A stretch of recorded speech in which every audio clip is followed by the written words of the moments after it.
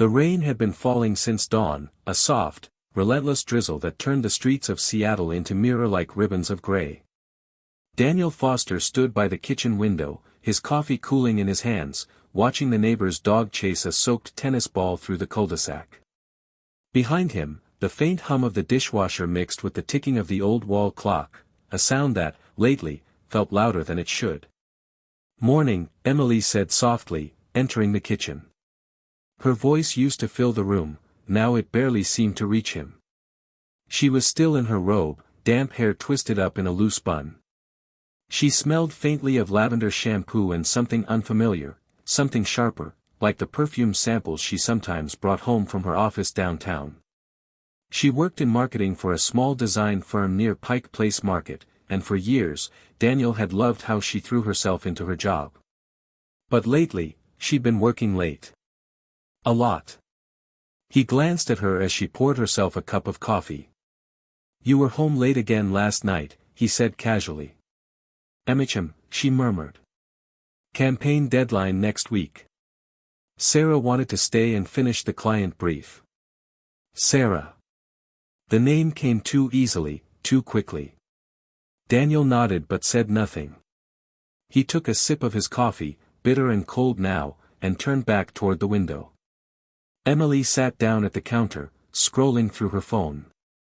The blue glow reflected in her eyes, her expression unreadable. She smiled once, briefly, then her face went still again. Daniel noticed. He always noticed. They'd been married for 10 years. Together since college, two kids from Oregon who'd moved to Seattle chasing dreams they hadn't quite caught. Daniel had become a contractor, running his own small renovation company. Emily had climbed the marketing ladder faster than either of them expected.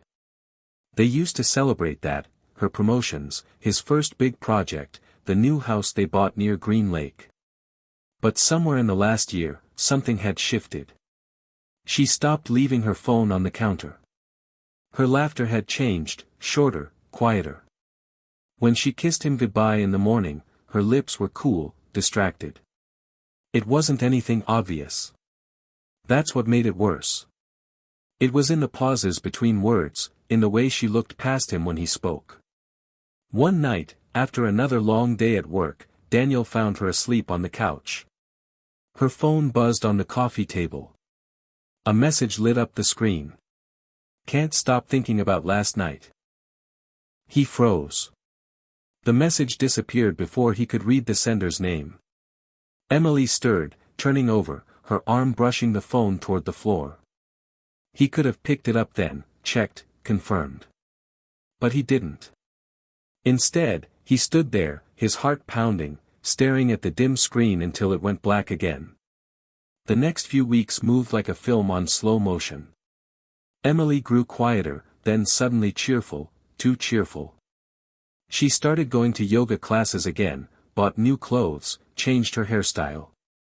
Daniel wanted to believe she was just rediscovering herself. But the timing felt cruel. Every time she smiled at her phone, something twisted inside him. One evening, he finally said it. "You've been different lately." Emily looked up from her laptop. "Different how?" "I don't know." "Distracted. You barely talk to me anymore." She sighed, closing the screen. "Dan, you've been stressed. With work, with everything. Maybe you're just projecting." Projecting. The word hung in the air like smoke. He wanted to argue, to demand an explanation, but something in her tone, cool, practiced, made him stop. It was the kind of voice you used when you'd already rehearsed the conversation in your head. It was early December when he decided to follow her. He told himself it wasn't spying, just confirming.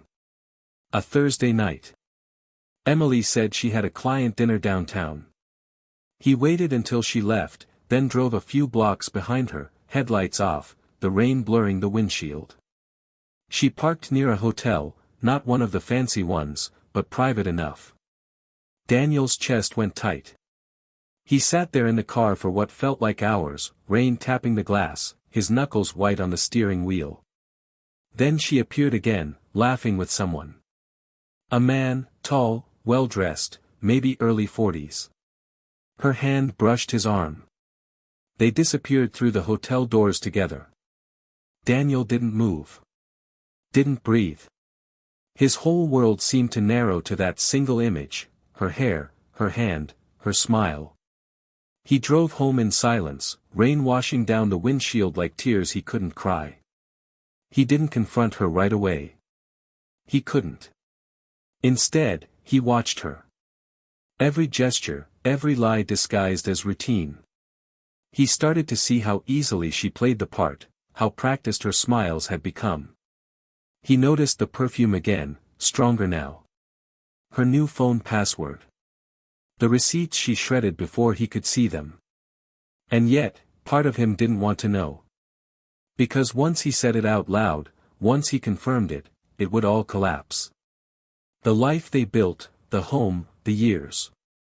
But lies, he realized, are like rot in the foundation.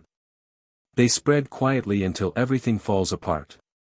It happened on Christmas Eve. They were hosting dinner for her parents, her sister, and a few friends. The house was glowing with candles, the tree shimmering with gold and white ornaments. Emily looked radiant, beautiful in a way that almost hurt to look at. Halfway through the night, she went upstairs, saying she needed to take a call. Daniel followed, quietly.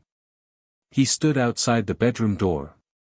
Through the thin crack, he heard her voice, soft, affectionate, familiar in a way that shattered him. "Yeah, I miss you too," she whispered. "Tomorrow, after lunch. I'll find a reason." He opened the door slowly. Emily froze, the phone slipping from her hand. Her face went pale. "Who was that?" he asked, his voice shaking but calm. "Dan." "Who was it?" She swallowed hard, tears forming in her eyes. "It's not what you think." He laughed, a hollow, broken sound. "Then tell me what it is." But she couldn't. Her silence was the answer. Emily moved out 3 days later. She stayed with her sister, said she needed space to think. Daniel didn't beg.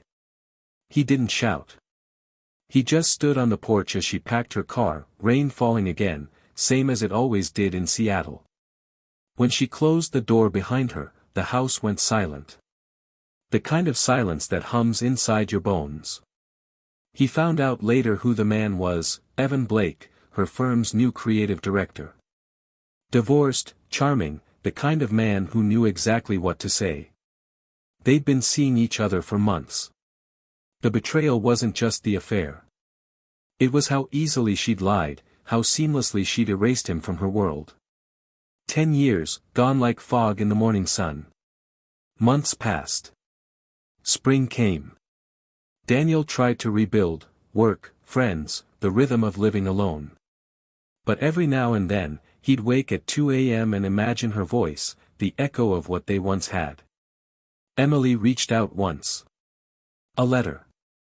Apologizing, saying she never meant to hurt him, that she'd made a mistake. That Evan wasn't who she thought he was. He didn't reply. One Sunday morning, he walked down to Green Lake, where they used to take their evening runs. The water was still, reflecting the gray clouds above. He stood there for a long time, feeling the cool air against his face. And then, finally, he let it go. The anger. The heartbreak. The love that had turned to ash. Because some things, he realized, don't end with forgiveness. They end with silence. With still water.